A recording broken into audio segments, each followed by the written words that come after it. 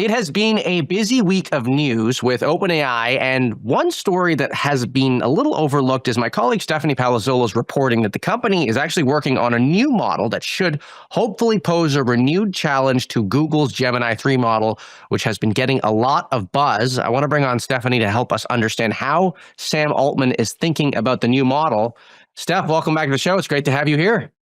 Thanks for having me. It's a bit of a busy week for you, isn't it? Gosh, you're in Yeah. San Diego. You're at the conference. You got the code red. You got the new model. I mean, Yes, definitely a little sleep deprived, but enjoying it okay. all. Well, thank you so much for being here. We really appreciate it. Let's talk about the new model, which is called Garlic. Okay, and we'll get to maybe the code names later on. But what's going to be different about Garlic? Yeah, no, definitely some interesting code names from OpenAI. But essentially what Garlic is it's a new pre-trained model that OpenAI executives have been saying performs as well as Google's Gemini 3 and Anthropic's Opus 4.5 models in areas like coding and reasoning, which of course are very important to all these companies. And I think kind of the reason why this is so interesting is because pre-training is an area that OpenAI has kind of historically struggled with. And to give some context, pre-training is basically the kind of first step of model training, where you show a model just tons and tons of data from the web, from books, from other sources to teach it to make connections between all of them. So, while OpenAI has kind of struggled in this in the past, Google has done really well on pre training. And the reason why that's so important is because a lot of researchers believe that when you improve pre training, you also improve a model's ability to come up with new discoveries beyond what it's been trained on. And so that's kind of the holy grail of all these AI companies. You want the models to come up with, like cures for cancer or like new ways to do AI research. And so that's kind of this holy grail that all the AI labs are working towards. How quickly do we think this model is going to come out? So we don't know the exact timing, but it does seem like OpenAI is moving very quickly to release its next couple models, especially given the kind of positive reaction to Google's Gemini 3. And so I think we'll definitely see some model that's based on Garlic, by early next year, in the next couple months or so. So definitely keep a lookout for that one. I have to say, we saw. I think it was GPT-5 that had the big sort of splashy keynote and everything like that. And we obviously know the story has changed a lot since then in many ways. I almost wonder if the keynotes and the releases, everything's going to be toned down a little bit now that the model wars are so competitive. Honestly, like it's Yeah, why make a huge deal out of 6, 7, 8, 9 when a totally. month later, somebody else could release something and totally blow you out of the water. Yeah, I think OpenAI has definitely learned its lesson from GPT. So I don't think we should expect to see, huge releases or GPT-6, GPT-7 anytime soon. We'll Right, probably go maybe 5.2, 5.3, right, 5.5. So right. expect more kind of like incremental updates versus a big splashy launch. I want to talk about another topic that you wrote about this week in your column. You wrote about something called the split brain problem. Yeah, so I was going to say, I was reading, trying to make sure I read it right. The split brain problem. What is that, and why is OpenAI struggling with it? Yeah, so bear with me because it's going to get a little technical, but I will try to break it down.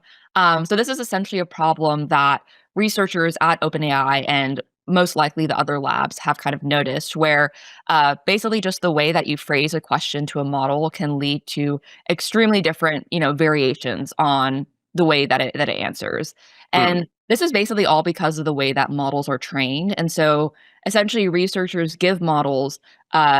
Data to help improve the model's behavior in very specific areas like reasoning or math or science. And so for instance, like a researcher might give a model kind of formal math proofs to teach it how to better answer math questions more accurately.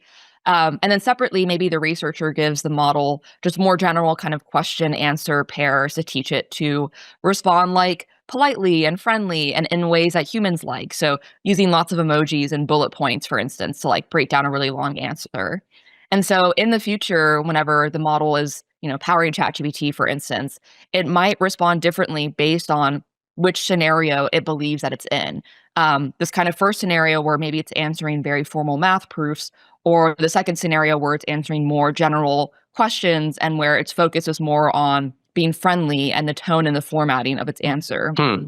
So So, if somebody, phrases a math question like in the style of a formal proof, maybe the model will answer correctly. But if you phrase it more like casually, the model might accidentally think it's in the scenario that it gets rewarded for like having a really friendly, nice formatted answer. And so it might give you like an incorrect answer to the math problem, but maybe it's like formatted super nicely and it has a bunch of emojis and bullet hmm. points and things like that, which is obviously not what you want. So I mean, at its core, this is sort of it's coming back to the issue that it depends a lot what you put into the model in terms of how good a response you get out.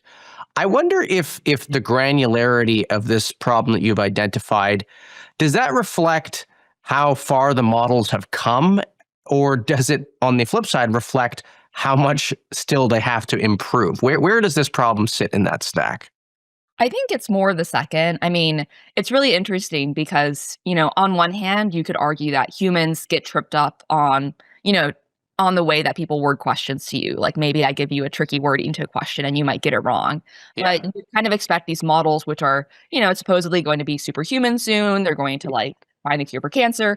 You would kind of expect them to not have those same issues. Yeah, they should be able to interpret what you're saying. Like, Yeah, exactly. catch my drift, man. you Yeah. know.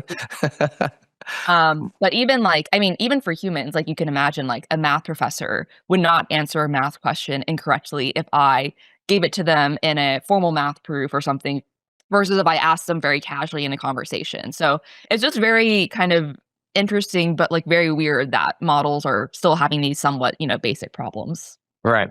Last question for you. You are at a conference this week, and there has been a lot of buzz about the Code Red story that you published. I wonder what the chatter is on the ground, not just about the Code Red that OpenAI has issued, but also on the ground more broadly at this event. Yeah, so this week I'm at NeurIPS in San Diego, and it's been super fun. Loved meeting all the researchers here. There's like a million people at this conference. I think for Code Red, yeah, definitely has been coming up in some conversations. I do think that on one hand, like all the researchers talk to each other, so I think a lot of them knew, even weeks before Gemini 3 was released, that it was going to be a good model, that OpenAI was probably going to have some sort of reaction to it. So I think on one hand, it wasn't like incredibly surprising to them, but I do think, like, it just really highlights how intense the competition is. And just in terms of kind of, like, broader topics that people care about, I think one topic that's come up a lot is called, continual learning. So it's basically the idea that models should, continue, learning and improving themselves even after they've been trained and while they're being used out in the real world. And so, hopefully we'll have more to come on that in our recap newsletter from this event. Great. Well, look forward to reading it. Steph, thanks so much for coming on. Get some rest at some point, and we'll talk to you again very soon.